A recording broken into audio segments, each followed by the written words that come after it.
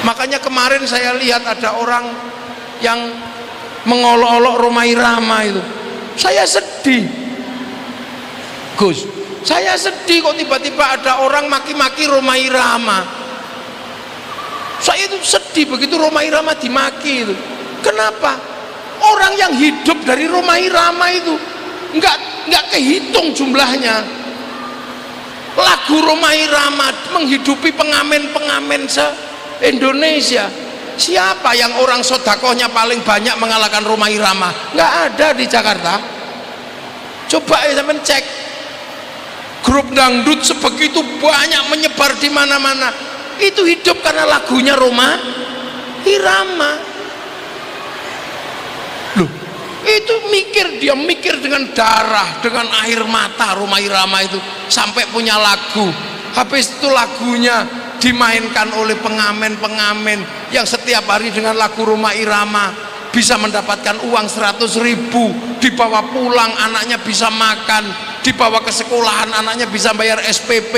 Itu berapa yang hidup dari lagunya Rhoma Irama? Kok tiba-tiba ada orang mengatakan Rhoma Irama diolok-olok? Saya nggak terima itu termasuk, karena saya bukan semata-mata apa. Kalau dalam tradisi santri, hidupnya Rhoma Irama itu menghidupi jutaan orang Indonesia. Coba kalian cek di lapangan, Sodik Monata itu bisa hidup karena lagunya Rhoma Irama. Imron Sadewo hidup karena lagunya Rhoma Irama. Assalamualaikum warahmatullahi wabarakatuh. Bismillahirrahmanirrahim. Bismillah, alhamdulillah, wassalatu wassalamu ala rasulillah Sayyidina Muhammad ibn Abdillah wa ala alihi wa ashabihi wa azwajihi wa dhurriyyatihi wa ahli baitihi wa man tabi'ahum bi ihsan ila yaumil qiyamah. Para alim, para ulama, para kiai, para habaib, wabil khusus Sohibul Fadilah wa Sa'adah Gus Lukman, Gus Salam,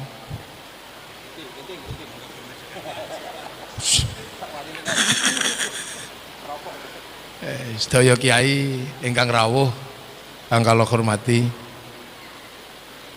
Ketua PWNU DKI Profesor Dr. Samsul Ma'arif,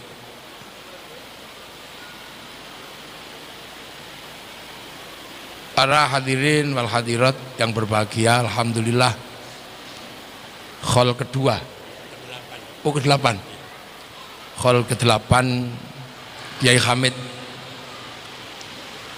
Muassis Al-Hamid ini sudah 8 tahun meninggalkan kita semua, dan kita punya kewajiban, walladzina ja'u min ba'dihim yaquluna rabbana ighfir lana wa li ikhwanina alladzina sabaquna bil iman.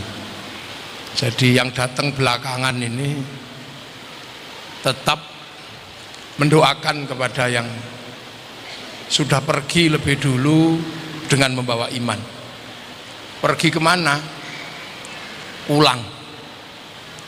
Jadi istilah manusia itu pulang. Roji, innalillahi wa inna ilaihi raji'un, pulang. Ini sebuah istilah dari bahasa yang paling lugas. Jadi manusia itu mati itu pulang.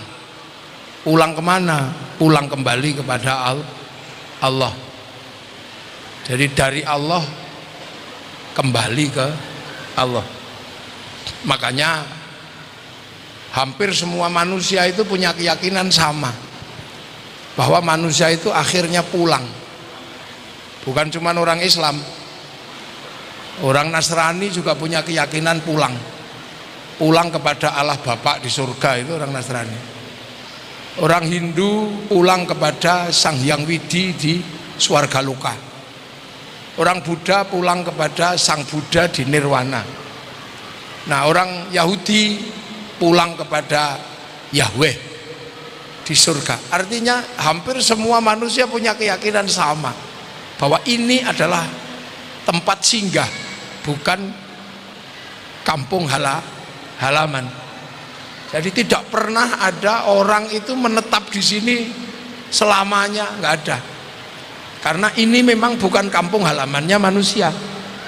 Manusia ini cuma tinggal di sini terus sementara pulang lagi, main ke sini pulang lagi. Makanya manusia ini konsep dasarnya adalah pulang. Nah, kampungnya di mana? Kampungnya manusia. Tidak ada yang pernah nengok ke sana kecuali Rasulullah. Karena manusia nggak sanggup melewati batas atmosfer langit 1, langit 2, langit 3, langit 4, langit 5, langit 6, langit 7. Manusia nggak sanggup. Jangankan manusia,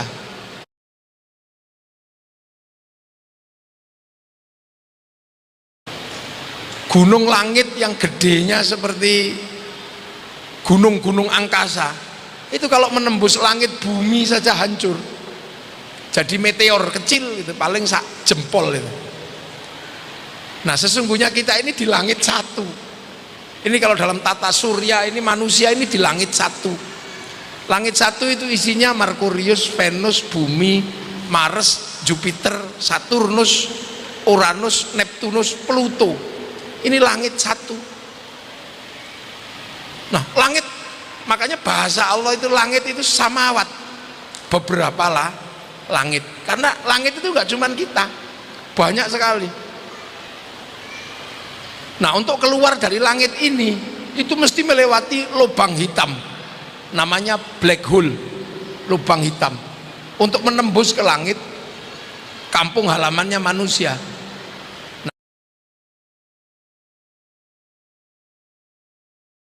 Nah, kampung halamannya manusia itu di mana? Di langit ke-7 sana. Yang kita nggak tahu itu di mana. Di langit. Nah, Rasulullah pernah diajak ke sana untuk ditunjukkan kampungnya manusia. Ditunjukkan kampungnya manusia dan blueprint dunia. Jadi dunia ini ada blueprintnya. Ada cloud atau hard disk catatan dunia itu ada di sana. Yang namanya Lauhil Mahfuz, catatan yang terjaga. Jadi sampean jatuh tanggal berapa itu ada di situ. Sampean mencret tanggal berapa ada catatannya, itu namanya Lauhil Mahfuz. Nah, itu ternyata semua orang juga tahu ada di situ, cuman bahasanya beda. Orang Nasrani menyebutnya Tabut Sulaiman. Orang Yunani menyebut kotak Pandora. Nah, orang Jepang menyebut kantong Doraemon, kotak segala tahu. Nah, manusia itu pernah didaftarkan di situ. Sebelum manusia ke sini, manusia itu diregister di situ. Setelah diregister, alastu birobbikum, kamu nanti ketika tak kirim ke langit bumi itu kamu masih ingat gak kalau aku ini Tuhanmu? Manusia jawab, qalu bala syahidna, ya Allah, aku jadi saksi engkau adalah Allah. Maka dikirim ke sini, terus dikasih paketan rezekinya seberapa, paketan istrinya siapa. Jadi yang paketan istrinya cuma 1 ya nggak bisa nambah. Yang paketan istrinya 2 ya mau nggak mau tetap nambah, apalagi yang paketannya 4 ya nambah. Kalau Kiai Taufik Damas itu paketannya 1 itu nggak bisa. Ketua NU itu paketannya 1 sama loh gitu. Wah, lain. Oh, saya memang untuk hal begitu saya nggak terlalu update. Kalau peranaan jin saya update. Jadi paketannya ada, termasuk paket umur itu ada di situ. Makanya kalau paketannya habis ya kick, udah selesai. Nah itu, makanya manusia itu dari sana dikirim ke sini. Dan manusia ini setelah di sini ini harus beradaptasi dengan masyarakat sini. Makanya karena manusia itu nggak asli sini, makanya adaptasinya agak lama. Mentok itu asli sini, maka begitu netes langsung lari. Kucing itu asli sini, maka begitu beberapa hari makan. kambing, semua itu asli sini. Manusia itu enggak. Manusia makanya penyesuaian dirinya lama. Sampai 9 bulan itu belum adaptif dia. Masih muser aja itu. Nah itu. Nah terus dia hidup di sini manusia ini. Kenapa? Karena manusia ini pada dasarnya itu sama kayak iblis itu, sama kayak malaikat, makhluk tidak terlihat. Nah agar hidup di sini ini kelihatan, maka manusia ini dikasih bungkus ini. Nah ini casingnya ini, bungkusnya ini semua ini, bungkusnya ini, casingnya diproduksi secara lokal, terus diassembling. Jadi makan, terus dikeluarkan lewat kencing, sisanya ada yang dikeluarkan lewat belakang, lewat umbel. Nah ada yang diambil vitamin A, vitamin C. Lantas ada yang saripati makanan manusia namanya nutfah. Nah nutfah itu yang akhirnya dijadikan assembling untuk menaruh ruh manusia, segumpal darah, segumpal daging, terus dikasih nyawa. Nah itu terus hidup, terus dikasih daging, terus ditambah otot, didirikan pakai tulang, bungkus kulit, tumbuhi rambut. Setelah itu udah nggak kelihatan manusianya di dalam. Jadi ini bukan manusia sesungguhnya, ini bungkusnya manusia. Nah bungkusnya ini dunia. Makanya manusia ini nggak bisa dia berurusan dengan dunia selalu, karena casingnya ini dunia. Makanya manusia kalau kedonyan nggak usah disalahkan, karena apa? Bungkusnya ini dunia. Dan nanti ketika pulang, bungkus ini nggak akan bisa melewati black hole, makanya dilepas, dicopot. Makanya bungkus ini selesainya di sini. Nah ini manusia lah. Ruhani yang kembali ke sana, bekalnya ya dari sana, bekalnya ya Al-Quran. Kalau dari sana, karena Al-Quran itu juga produk langit. Bal huwa Qur'anum majid fi lauhim mahfud. Quran itu sebenarnya juga downloadan di sini nih. Lah sholat itu juga bekalnya manusia, karena sholat itu juga hasil downloadan langit.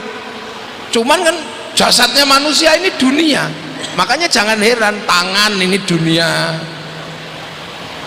Ya manusia keduniaan ya nggak apa-apa, makanya ikmal lid dunya ka'annaka ta'ishu abada wa amal li akhiratika ka'annaka tamutu ghada. Ini manusia, ini harus dipahami dulu, ini konsep dasarnya manusia sebelum kita nanti membicarakan tentang khol.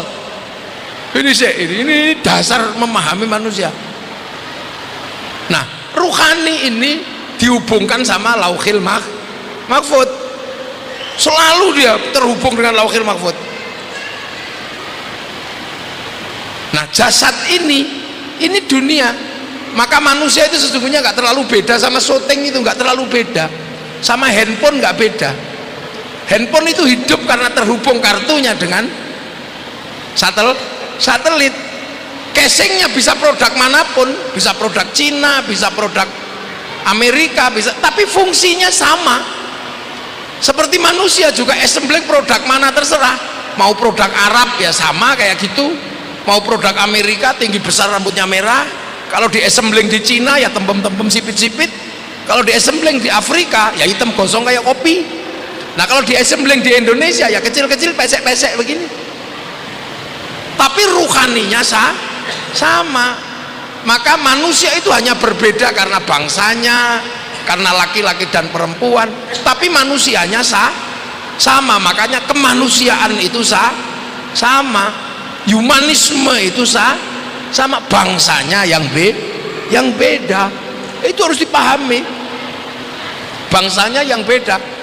Maka jangan merasa superior karena lahir di Cina, jangan superior karena merasa lahir di Arab atau di ini. Makanya manusia itu sama di hadapan Allah, juga sama. Inna akramakum indallahi atqakum, karena ini terhubung sana. Nah maka manusia itu sama.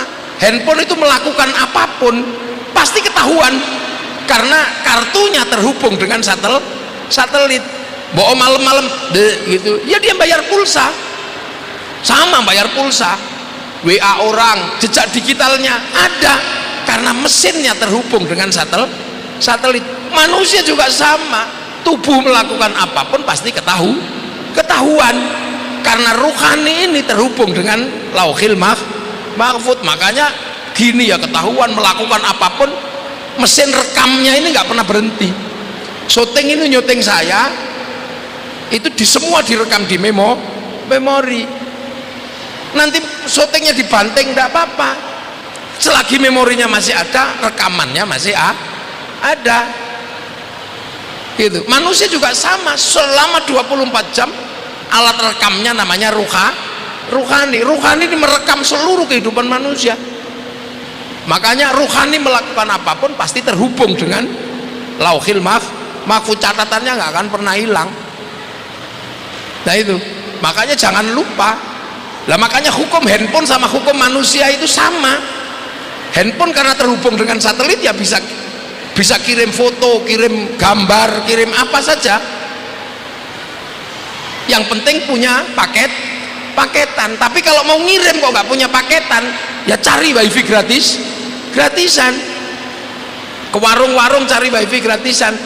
Sama dengan manusia, bisa ngirim doa, ngirim Fatihah, ngirim bacaan Al-Quran, sama. Yang penting punya paketan. Kalau nggak punya paketan, ya cari wifi gratisan. Wifi-nya siapa? Wifi-nya Nabi, wifi-nya wali, karena Nabi wali paketannya besar. Namanya tawassul. Jadi tawassul sebenarnya kan bagian dari wifi gratisan itu. Karena kita mau ngirim Fatihah, ngirim Quran nggak bisa, maka pakai wifi gratisannya Nabi. Lah Nabi wali kenapa paketannya besar? Karena Nabi wali itu kalau download serius. Qalu rabbuna Allah tsumma istaqamu tatanazzalu alaihimul malaikah alla takhafu wala tahzanu. Download gini, Syekh Abdul Qadir download 25 tahun di padang pasir. Sunan Kalijaga download 3 tahun, ya Allah 3 tahun. Maka wali-wali itu paketannya besar. Nah kita kalau diajak download langsung tidur. Ya Allah. Maka kita nggak punya paketan. Makanya jangan macam-macam sama wali-wali Allah, karena wali-wali Allah itu paketannya besar. Tahu hati orang, karena apa? Bisa meretas orang karena paketannya besar. Kalau mangkel sama orang bisa dihack gitu sampean. Makanya wali itu menakutkan. Lah itu. Loh makanya dengan pakai wifi-nya Nabi, wifi-nya wali, Quran bisa dikirim apa. Makanya kalau ada yang nggak percaya kok doa kok bisa dikirim, jangankan doa, jangankan Fatihah, sepak bola bisa dikirim. Kita nggak pergi ke Qatar, satu orang pergi ke Qatar nonton, habis itu sama dia di syuting, dinaikkan ke satelit, oleh satelit dibagi ke seluruh dunia, namanya siaran langsung, bagiannya sama mau dimanapun. Makanya orang kalau nggak percaya doa itu bisa dibagi, orang itu nggak punya TV. Ini makanya ketika orang sudah meninggal bisa kirimi Fatihah, bisa kirimi doa. Seperti handphone, kartunya itu walaupun sudah nggak ada casingnya, itu bisa dikirimi pulsa. Sama, bisa dikirimi pulsa, dikirimi Fatihah, dikirimi apa. Tinggal nanti kembali kepada Allah, di print out. Mithqala dzarratin khairan yara, mithqala dzarratin syarran yara. Loh itu makanya manusia gitu. Cuman yang harus diingat bahwa Allah menurunkan agama ini langit, tapi harus dipakai manusia. Manusia itu bumi, jasad manusia itu bumi. Makanya di sini inilah orang paling susah memisahkan agama dan dunia nggak bisa, hanya fardu ain sama fardu kifayah. Manusia disifati dunia, tangan ini dunia, kalau nggak dikasih makan mati. Kalau manusia nggak makan mati. Manusia nggak punya rumah masalah. Karena apa? Manusia ini butuh dunia, dan dunia manusia adalah dunia paling ribet di seluruh dunia. Jadi di dunia ini manusia paling ribet itu. Makanya yang ngurus manusia itu banyaknya luar biasa. Karena apa? Dia pendatang ke sini, paling rentan di sini. Makanya jangan salah, urusan manusia di muka bumi ini paling banyak, karena bukan penduduk asli. Kalau yang penduduk asli kayak sapi gampang selesai, kayak kambing gampang. Manusia, wah urusannya ribet, paling banyak. ada ngurus jasadnya, ada ngurus ruhaninya. Makanya ngurus jasadnya ada bikin rumah ya untuk manusia, ada yang ngurus mulutnya manusia sampai bikin sedotan, ini juga karena ngurus manusia. Bikin minuman juga urus manusia, bikin kursi ini urusannya juga bokong manusia. Makanya hampir seluruh dunia ini urusannya berpusat di urusan manusia. Ada yang ngurus nya tok aja barokah hidupnya, punya pabrik pempes. Ada yang ngurus giginya tok, punya pabrik odol, punya pabrik sikat. Ada yang ngurus manusia nggak bisa punya pabrik dol kolak. Macam-macam ini kan nggak ada yang bukan, ini semua urusan manusia. Bikin mic karena ngurus kupingnya manusia. Bikin alhamid ngurus kelakuannya manusia. Lah ini makanya manusia itu diurus. Dan disinilah akhirnya kemudian ada sikap-sikap manusia yang tidak bisa ndak. Ruhani harus diantarkan kepada Allah untuk sholat, diantarkan, ini produk akhirat. Tapi sholat itu nutup aurat, tutup aurat itu kain. Nah yang bikin kain siapa? Pabrik kain. Kebetulan yang punya pabrik kain itu Cina. Makanya kiai nggak boleh ngamuk sama Cina, karena Cinanya pergi kita udah. Loh, kiai nyuruh wudhu itu air itu sekarang diurus sama pipa dan sanyo. Airnya diurus pipa sanyo, wudhunya diurus kiai, pipa sanyonya diurus mas pion. Saya mau ngamuk sama mas pion pakai padasan. Sholat itu bikin masjid itu urusannya apa? Urusan tanah itu negara. Maka saya nggak bisa ngamuk sama negara. Bagaimana mau bikin tempat sholat kalau urusan negara tanah belum beres? Orang sholat itu masjid itu urusannya apa? Pasir, besi sama semen itu urusan pabrik. Maka kiai tidak boleh terus ngamuk sama pabrik. Hidup berdampingan. Kiai nyuruh haji paling kiai nyuruh haji paling ya diantarkan sampai bayar. Tapi begitu bayar ke bank, begitu sampai di bank urusannya sama obligasi perbankan diurus sama bank devisa New York. Punyanya siapa? Yahudi. Pergi haji diantarkan ke bandara, naik pesawat diurus Yahudi sama Nasrani. Makanya kiai nggak bisa hancurkan Yahudi, matiin semua, renang sampean pergi hajinya. Lah itu loh, makanya kiai itu nggak ngamuan. Kiai itu tawassut, tasammuh, tawazzun, itu ciri ulama ahli sunnah wal jamaah. Makanya yang ngamuan itu biasanya bukan ahli sunnah wal jamaah. Ayo, ini loh sedotannya aja Cina yang bikin.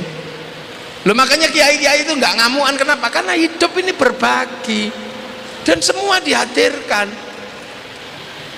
Makanya ketika urusan agama, kiai seriusnya pol. Sholat paling serius ya kiai, sampai kukur-kukur aja nggak berani. Anak kecil diajari caranya sholat sampai luar biasa. Bikin pesantren, bikin TPQ, bikin madrasah. Siapa? Kiai semua. Itu saking seriusnya, sampai orang belum lahir saja sudah didatangkan kiai untuk berdoa pas hamil. Begitu lahir diurus lagi manusia itu agamanya, walimatut tasmiyah. Begitu kecil bikin TPQ, TPA, sangat serius kiai Indonesia kalau ngurus agama. Mana ada yang melebihi kiai Indonesia kalau ngurus agama? Apapun diurus. Orang mati diurus agamanya, belum mati dibacain tahlil, yasin, ditalkin. Begitu mati diurus, manggil tetangga bacain yasin, sehari, 2 hari, 3 hari, sampai 40 hari, sampai setahun, sampai khol, sampai bertahun-tahun diurus, dibiayai, mengeluarkan biaya. Malam hari ini aja kalau dihitung biayanya berapa coba? Diurus betul. Kalau urusan orang urusan agama. Tapi ketika berhidup bersama, kiai paling bersahaja. Karena apa? Tahu persis gitu loh. Karena agama ini sifatnya apa? Hidup bersama dengan dunia. Karena ad-dunya mazra'atul akhirah. Makanya kiai itu diurus sama, coba sampean cari itu kiai apa ya gak diurus sama kiai. Tingkeban belum lahir sudah diundang ke ini, lahiran walimatu tasmiyah, sampai buang ujung kemaluannya laki-laki sunatan. Oh itu ngundang apa? Tangga kawinan.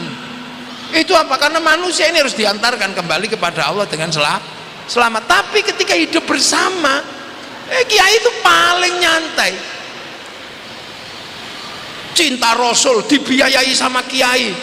Coba bayangkan, setiap mulutan itu kiai harus mengeluarkan biaya berapa di kampung-kampung. Isra Mi'raj dibiayai, Muharraman dibiayai, Nuzulul Quran dibiayai. Sampai kadang kiai itu nggak sampai bisa bangun pondoknya karena duitnya habis untuk membiayai agama. Yang lain enak terima mateng, iya kan, terima undangan. Kiainya ngurus ini, ngurus agama. Tapi ketika hidup bersama, kiai enak bersahaja. Ayo kita bareng-bareng hidup bersama, paling rukun. Tapi yang tidak pernah membiayai kehidupan beragama, teriaknya paling kenceng. Ini makanya agama ini dalam bahasa kiai, mari kita hidup bersama dalam kerukunan. Karena agama itu juga mengajarkan kebersamaan. Karena kesempurnaan agama tidak bisa mandiri. Rasulullah hanya menyampaikan mayyuridillahu bihi khairan yufaqihu fiddin. Siapa yang dikehendaki baik oleh Allah, dikasih ngerti urusan agama. Zaman kalau ngaji di pondok kan tahu, di situ ada khairon. Khaironnya nakiroh. Khairon itu kalau nakiroh maknanya khairon kamilan, kebaikan yang sempurna. Baik sempurna itu bukan milik manusia, itu milik Allah. Makanya kalau manusia itu baik, pasti nggak sempurna. Pasti baik karena apa? Bersama yang lain. Itu. Coba pengajian ini baik apa enggak? Baik. Terus yang paling baik siapa? Ya yang pegang mic. Loh, kalau pengajian ini baik, yang paling baik ya siapa? Yang pegang mic ini. Minumannya aja banyak, 1, 2, 3, 4, 5. Tapi saya walaupun terlihat paling baik, saya nggak boleh ngomong saya yang paling baik, nggak boleh. Karena saya kelihatan baik di sini karena diundang oleh siapa? Oleh Gus Lukman yang WA Gus Salam. Kalau nggak di WA Gus Salam, nggak diundang Gus Lukman, malam hari ini saya ada di Tenggarong, acara Kabupaten Kutai Kartanegara. Tapi karena Gus Salam ya wis lah, ngalah saya. Jadi saya terlihat di sini karena diundang Gus Salam sama Gus Lukman. Kalau nggak diundang saya nggak kelihatan baik. Nah kalau sudah seperti itu baik mana? Baik saya apa baik yang undang? Ya nggak bisa. Kalau saya nggak datang pengajiannya juga jelek. Duh, itu baik baru 2 udah masalah. Itu baru 2 kebaikan masalah, saling berebut. Apalagi kalau sampean ikut-ikutan, yang baik ya kami kiai. Nah kok bisa? Karena kami mau datang. Kalau kami nggak datang, ini bukan pengajian lah apa? Cek sound kan kacau. Jadi nggak pernah bisa berdiri sendiri. Bagi tukang sound yang baik ya saya kiai. Kalau soundnya tak matiin ya bubar loh. Bagi tukang lampu, kalau lampunya tak matiin ya bubar. Nggak ada habisnya. Yang baik itu nggak berdiri sendiri. Makanya kekuatan manusia bisa hidup itu doanya makan Allahumma barik lana. Kenapa bukan barik li? Karena makan itu urusannya banyak orang. Yang nanam siapa, yang bikin rice cooker siapa, yang bikin apa siapa, banyak sekali yang terlibat di situ. Yang bikin bumbu siapa? Orang Cilangkap mana dia punya garam yang bikin enak? Yang punya garam orang pesisir.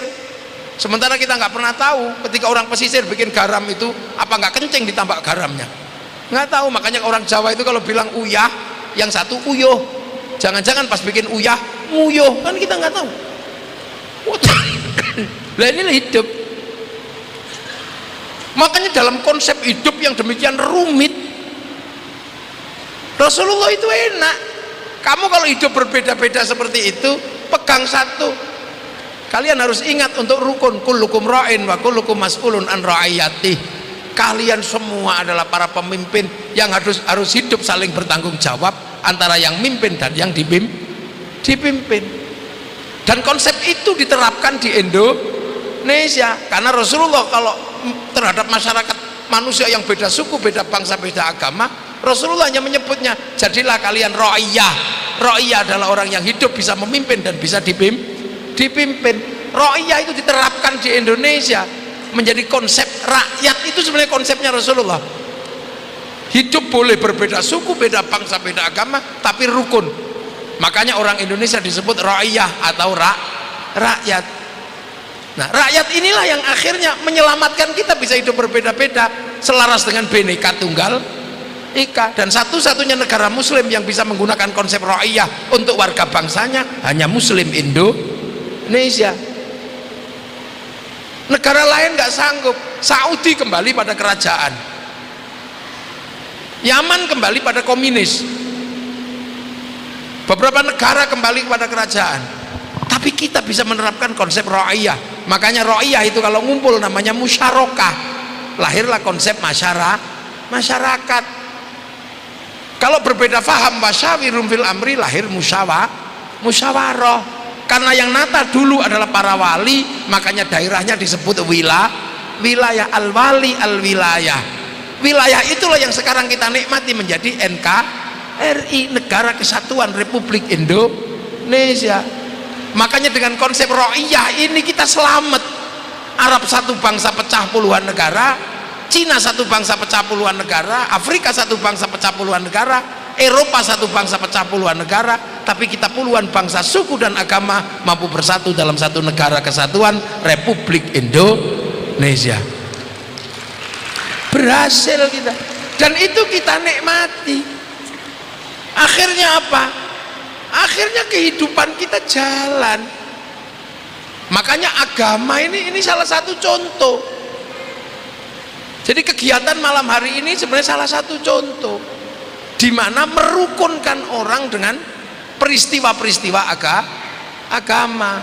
Makanya manusia yang sifat hidupnya berbagi dengan orang dan agama sifatnya adalah pribadi dia dengan Allah, maka jangan sampai kemudian kehidupan agama ini terhalang oleh dunia yang rumit. Makanya manusia kemudian urusan dunianya menjadi enak. Kita ini oleh agama disuruh rukun sama suami istri, sakinah mawaddah warahmah. Tapi rukun dalam rumah tangga salah satu syaratnya itu apa? Istri yang cantik. Nah, istri yang cantik itu sekarang difasilitasi siapa? Difasilitasi orang Prancis karena pinter bikin bedak dan skincare. Jadi kita ini dibantu, ditopang oleh banyak orang. Makanya menjaga agama ini agar tetap rukun ini tidak mudah. Makanya kiai-kiai agama dijadikan alat kerukunan. Kiai doa saja kebersamaan yang ada. Yang lain sudah menganggap bahwa doa itu harus sendiri-sendiri. Kiai tidak, ayo doa bareng bareng. Kiainya yang doa, santrinya yang amin. Begitu yang doa banyak, diajak namanya istighosah kubro, dibawa ke alun-alun kabupaten atau alun-alun kota. Di situ semua terlibat, kerukunan terjaga, agama terjaga, roda ekonomi berputar. Makanya barokah santri itu, karena begitu dia berdoa bersama, ini semua terjaga. Yang jual bakso bisa datang, yang jual tahu bisa mendapatkan barokah, yang apa saja bisa hadir di situ. Itu makanya orang Indonesia ini punya simpul-simpul di mana apa agama ini menjadi alat pemersatu. Orang selawat ini urusan pribadi dengan Rasulullah, tapi di tangan para ulama selawat menjadi alat pemersatu. Karena manusia nggak bisa dipisah. Akhirnya sholawatnya di alun-alun. Begitu sampai di situ semua menikmati. yang jualan slayer, slayernya laku, yang jual sepanduk, sepanduknya laku, yang jual gagang pancingnya laku. Orang meninggal disatukan lagi, khol ini kelapa laku. Bagi kiai yang jauh datang ziarah ke sini, bus pariwisata laku, elep laku.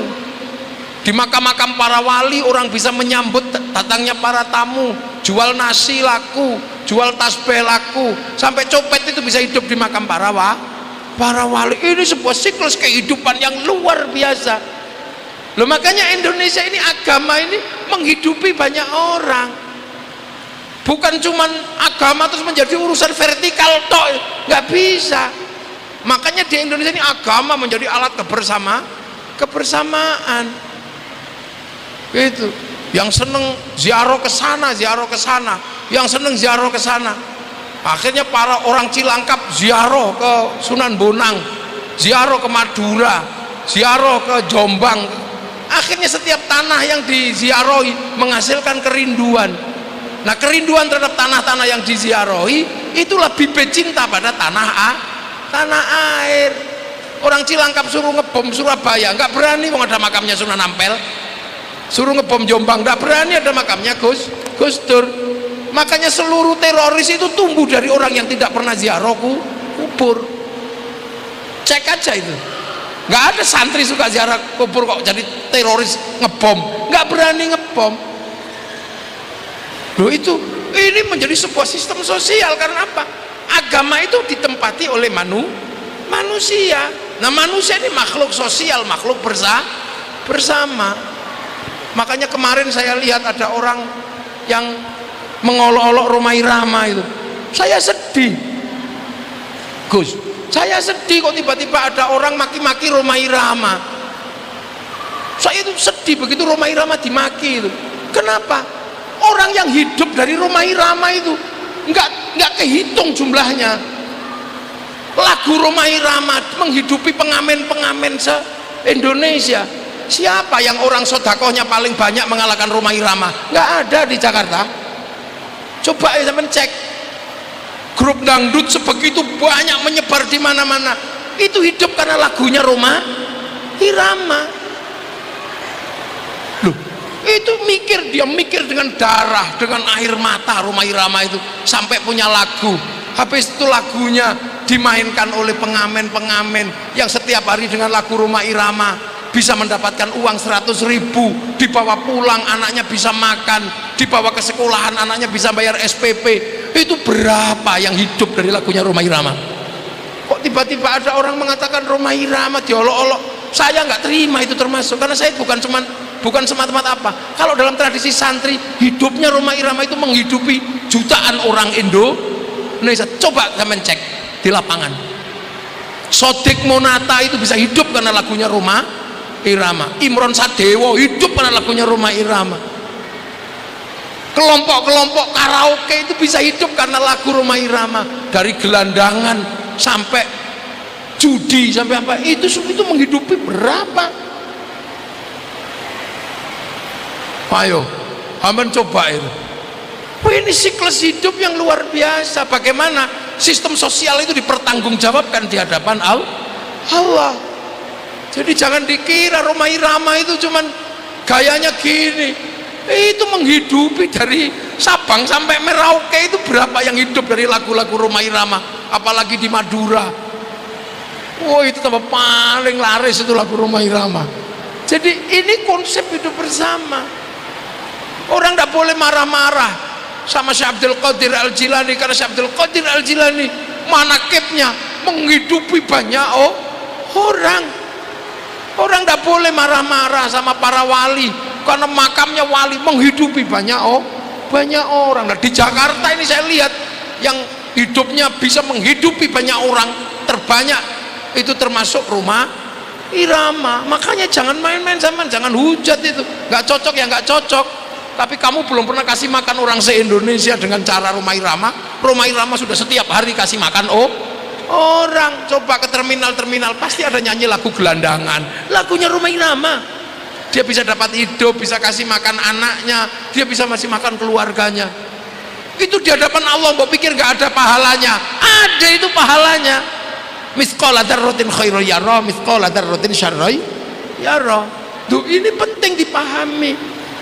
Jadi jangan kemudian dikit-dikit kita marah-marah karena apa? Karena berbeda. Agama ini nggak bisa dipisah. Nah, itulah makanya meletakkan dasar untuk memahami kenapa kiai itu tasammu, tawassut, tawazzun. Itu. Setelah ini selesai semua, baru manusia dipanggil oleh Allah. Nah, terserah sampean ketika dipanggil mau milih paket apa, kan terserah. Ada paket lumrah. Manusia mau ngambil paket lumrah, ada. Paket apa? Ya paket mati biasa aja. Kullu nafsin dha'iqatul maut. Itu pasti ditunggu, gak ditunggu juga datang. Makanya karena nggak tahu kapan datangnya, berbuat baiklah. Jangan sampai berbuat jahat pas mati itu datang. Jangan lagi main kartu, mati itu datang. Nah, itu mati yang paketan, nggak usah dipikir, itu sudah. Karena malaikat kalau mencari model begitu tinggal di Sherlock gitu aja, selesai. Nah, ada mati itu paket kedua, paket istimewa, itu paket mati syahid. Nah, itu mati perang melawan orang kafir. Tapi konsep ro'iyah menutup kemungkinan untuk berperang sama orang kafir. Makanya susah sekarang itu, bukan matiin orang kafir, cari orang kafirnya yang susah. Di Indonesia mana ada orang kafirnya kalau sudah seperti itu konsepnya, yang melawan karena anti Islam. Gak ada rukun bersama kok, dhimmi semua. Makanya karena kadang saking kepinginnya mati syahid, mencari orang kafir susah, akhirnya tetangganya dikafirkan. Akek kafir, pondok akek kliwon kafir. Mudah sekali mengkafirkan orang, mendajalkan orang. Ini digital pilot itu dajjal. Kamu ini ngapain? Kok berbeda paham aja kok orang dibilang dajjal? Jangan. Kita ini la taj'al fi qulubina ghillan lil ladzina amanu. Hanya khawarij yang suka mengkafirkan orang. Nada. Itu Indonesia, jadi negeri ro'iyah ini nggak mudah mencari orang kafir. Makanya sudah akhirnya tetangganya dikafirkan. Nah, itu susah.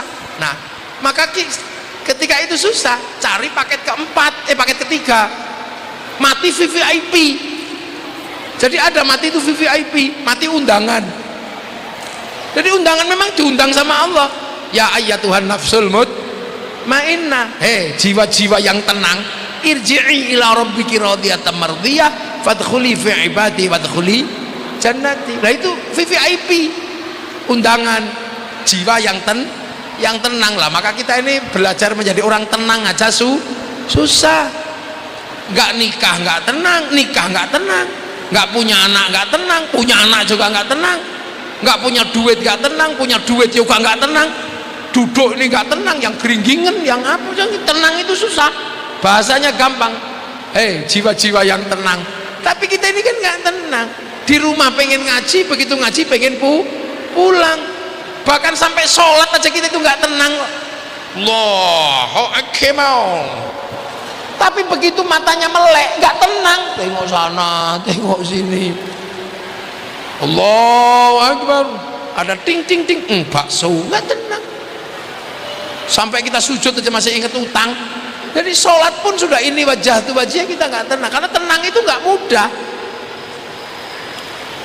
Nah, agar orang menjadi tenang, itulah makanya pondok-pondok pesantren, para kiai belajar menenangkan orang. Itu contoh, ini air ya. Tak kasih contoh biar gampang. Pakai sampel. Ini di dalam botol ini ada air. Air ini tenang kalau gelasnya tenang. Tapi kalau gelasnya ini gerak-gerak, airnya juga nggak tenang. Akhirnya tumpah. Manusia itu sama. Yang tenang itu manusia yang di dalam jasad. Makanya tenang tidaknya manusia tergantung jasadnya ini tenang apa tidak. Makanya manusia itu di dalam dirinya ini nggak tenang. Maka biar tenang, latihan jasadnya ditenangkan. Dengan cara apa? dengan cara duduk, dengan cara bersila.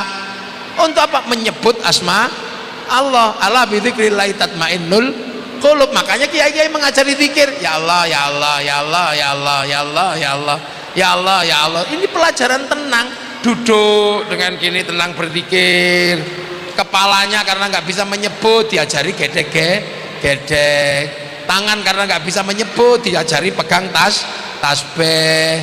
Bokong karena nggak bisa menyebut diajari duduk. Lutut nggak bisa menyebut diajari bersila. Untuk apa? Agar tenang. Nanti lama-lama tenang. Pertama paling ya Allah, ya Allah, ya Allah, ya Allah, ya Allah, ya Allah, ya Allah, ya Allah, nggak tenang. Ya Allah, ya Allah, Allah lama sekali gitu, pasti nggak tenang. Tapi nanti lama-lama tenang.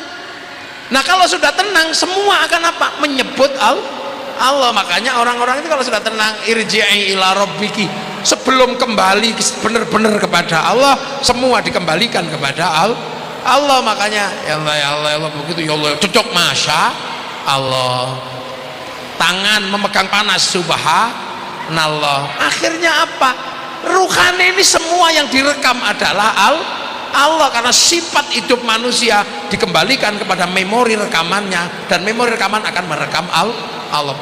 Pecak telek masya Allah, dengar suami ngorok alhamdulillah, tanpa tak tengok aku masih ngerti suamiku masih hidup. Bahkan orang kalau sudah semua dikembalikan kepada Allah enak.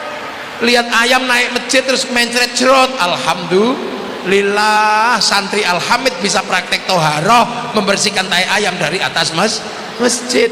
Ini kembali. Makanya konsepnya adalah kembalikan semua kepada Allah. Irji'i ila rabbiki. Kalau kamu belum kembali ke sana, latihan semua kembalikan kepada Allah. Maka kau akan diridhoi oleh Allah. Tenang kita, ridho kepada Allah, diridhoi Allah. Itulah kalau sudah seperti itu enak.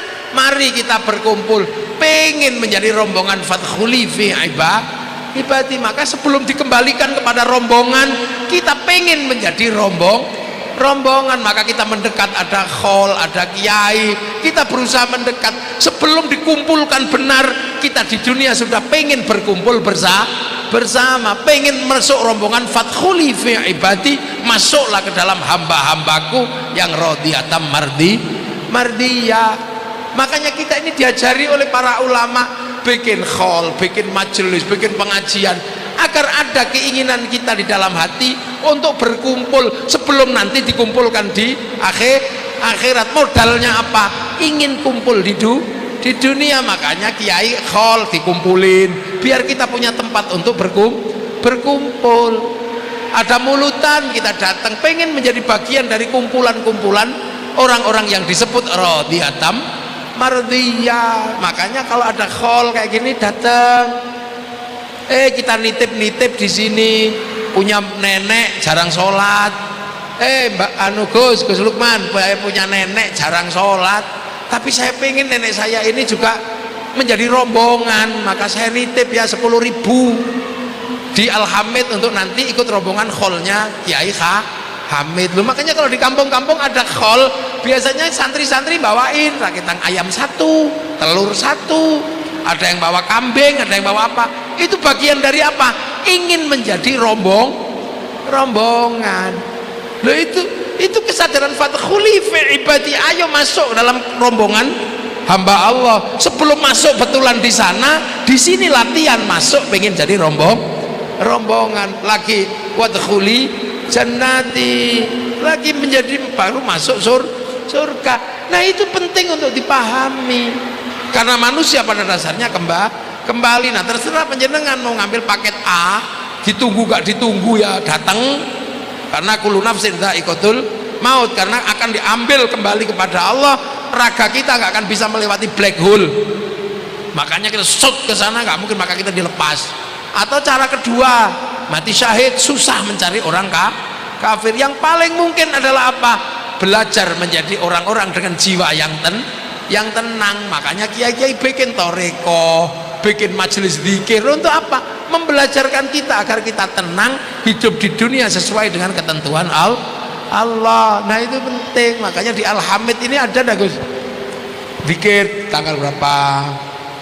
Itu untuk apa? Ngajari bokong biar tenang, ngajari dengkul biar tenang, ngajari mata biar tenang. Dulu ada namanya dzikrul ghafilin, itu untuk mengajarkan ya Allah ya Allah ya Allah ya Allah, agar tangan tenang, agar kuping tenang. Nah kalau nggak dilatih gitu, nggak tenang kita. Lihat apa saja nggak tenang, lihat perbedaan nggak tenang, agama malah bikin kita tidak tenang. Lihat orang berbeda dikit kita marah. Oh itu orang sholawatan ngapain itu? Itu orang dzikir gedek-gedek itu ngapain? Oh itu orang pujian ngapain? Oh ini yang buat kita nggak tenang. Itu sebenarnya bagian dari ketidaktenangan untuk kembali kepada Allah. Nah itu loh, makanya khol kayak gini menjadi penting. Untuk apa? Agar kita bisa melibatkan diri, paling tidak ikut pengen menjadi rombongan. Loh itu hakikat dari khol. Selain apa? Selain mengirimkan doa kepada sohibul khol. Untuk apa? Ya kembali kepada Allah. Jadi yang di sana didoakan, yang sini berlatih. Berlatih untuk apa? Berlatih untuk pulang. Latihan mulai. Sebelum mulai betulan, sebelum pulang betulan, kita latihan. Semua dikembalikan kepada Allah. Jedot masya Allah, becak telek masya Allah. Dan itu direkam oleh ruhani, nanti di print out di hadapan Allah subhanahu wa ta'ala. Amma ba'du. Loh ini baru mukaddimah saya. Loh ini baru mukaddimah, belum mulai ngaji khol. Ini baru menjelaskan manusia dan problem sosialnya dan kemungkinan untuk apa? Menjemput ajal kepada Allah. Ini urung mulai ngaji, tapi jam piro iki? Jam 11.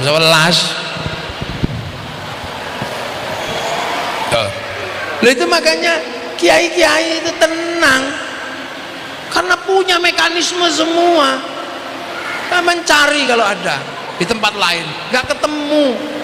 Mekanisme menjadi manusia diantarkanmu nggak ada. Orang belum lahir sudah didoakan, orang begitu lahir didoakan, diriadoi, dia apa, yang lain bilang bid'ah, bilang apa. Ini ngurus manusia, berbeda dengan ngurus yang lain. Ngurus ini gampang, ngurus itu gampang, tapi ngurus manusia sulitnya luar biasa. Karena manusia ini pulang. Nah pulang itu membawa bekal diambil dari sini. Ad-dunya mazra'atul akhirah. Maka terserah sampean mau ngambil paketan berapa, terserah. Sangunya apa, terserah. Mau sangu sholat, monggo. Paket hemat ya monggo, setahun sekali lebaran monggo. Mau paket Quran komplit 30 juz ya grosir. Kalau mau eceran ya Yasin. Kalau ngecer lagi kulhu. Paketannya ada, paket yasinan, paket tahlilan. Apa mau paket per ayat, silahkan. Kalau putus cinta paketannya innahu min Sulaiman wa innahu bismillahirrahmanirrahim. Kalau istri cewek paketannya sumum bukmun umyum faum lah. Terserah, yang penting punya bekal, karena kembali nanti harus ada bekal kepada Allah. Nah itu penting dipahami sebagai konsep dasar menjadi manusia. Makanya manusia yang terbaik adalah manusia yang paling bermanfaat untuk kehidupan yang lain. Mosok kalah sampean. Yang lain investasinya jangka panjang, bikin pesawat, bikin konsep. Kita ini kadang paketannya itu paket instan. Kita nggak punya produk apapun kaum muslimin ini. Ini produknya bukan orang Islam yang buat. Gitu. Itu tadi yang jelas, ketika mati masih mendapatkan paketan investasi ya Rumah Irama tadi itu, lagunya itu masih menghidupi banyak orang. Lah kita apakah kemudian akan pulang tanpa paketan? Ya monggo. Ini investasi banyak. Yang bikin ondel-ondel di Jakarta sampai sekarang, ondel-ondel masih bisa menghidupi banyak orang, dia masih mendapatkan bagian. Yang bikin roti buaya, orangnya sudah meninggal, tapi roti buayanya masih menghidupi banyak orang. Ayo, yang bikin apa itu jengkol itu, yang bikin sambal jengkol itu, rendang jengkol, orangnya sudah meninggal tapi rendang jengkolnya masih bisa menghidupi warung Padang dan orang Jakarta. Kita ini kadang tidak pernah berpikir untuk punya investasi jangka panjang. Yang bikin lontong opor itu sampai sekarang masih menikmati karena lontong opor masih bisa menghidupi banyak orang. Coba ayo kita mulai ngitung apa investasi kita untuk setelah kita meninggal. Nggak ada selain investasi jangka pendek. Ayo. Yang punya apa makanan Betawi itu yang paling khas itu apa? Jengkol. Itu yang bikin rendang jengkol itu orangnya sudah meninggal.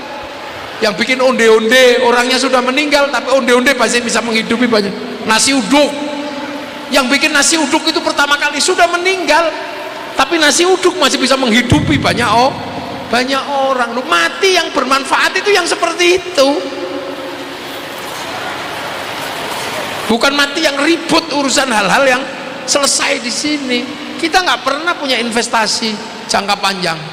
Yang bikin cangkul itu masih sampai sekarang masih mendapatkan pahala selagi cangkul masih dipakai orang.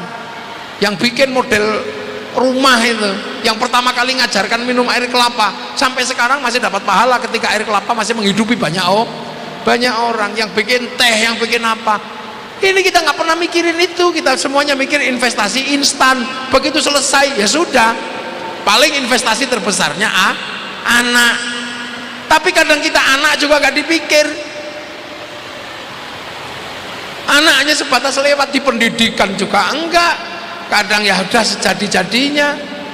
Nah ini kadang kita ini jarang yang meninggal dengan mikirin investasi jangka panjang. Semua mikirin investasi jangka pendek instan. Mbah Kiai Jazuli meninggal, tapi investasinya pondok pesantren, santri masih di mana? Kiai Hamid itu meninggal, investasi Al Hamid punya murid di mana? Ini menikmati betul di sana sambil ketawa-ketawa aja gitu kan. Santrinya sholat, diajarkan lagi, pahala nggak pernah berhenti. Tapi kita lebih suka kepada investasi jangka pendek. Seperti burung yang makan habis itu cari makan lagi, nggak pernah coba bikin investasi jangka panjang. Untuk apa? Investasi akhirat. Paling yang dipikirin bikin masjid, mushaf Quran, yang lain. Coba kita pikir-pikir yang lain. Di dunia ini banyak sekali kita bisa melakukan investasi jangka panjang. Yang paling sederhana sekarang yang masih bisa kita nikmati investasi akhirat kita itu apa? Mendoakan orang mati. Itu investasi kita yang nggak pernah kita sadari. Begitu wa ila jami'il mu'minin wal mu'minat wal muslimin al ahya'i minhum wal amwat al-fatihah. Itulah kita investasi yang paling nggak pernah kita sadari hari ini, bahwa kita setiap hari punya investasi terhadap makhluk akhirat. Jadi besok kita ini kalau pulang ke akhirat disambut sama makhluk akhirat. Karena apa? Setiap hari kita transfer fatihah, kita lupa gitu loh. Nah inilah, maka mari kita sama-sama belajar bagaimana mempersiapkan untuk kembali kepada Allah dengan hal-hal yang berjangka panjang. Ya, matur nuwun. Assalamualaikum warahmatullahi wabarakatuh.